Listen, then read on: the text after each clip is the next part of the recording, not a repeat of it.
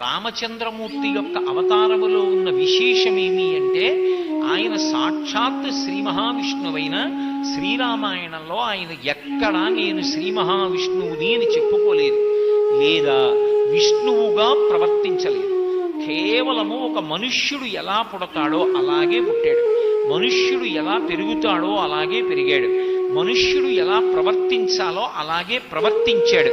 వేదమును ప్రమాణం చేసుకుని ధర్మాన్ని అనుష్ఠానం చేస్తే మనుష్యుడన్నవాడు ఏ స్థాయికి వెళ్ళగలడో లోకానికి నిరూపణం చేశాడు.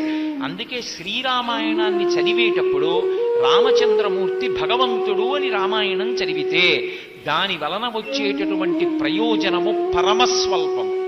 రామాయణం చదివేటప్పుడు రాముడు మనుష్యుడు, కేవలము రాముడు మానవుడు మాత్రమే అని రామాయణాన్ని చదివితే అసలు ధర్మం అన్న మాటకి అర్థం ఏమిటో తెలుస్తుంది. వేదం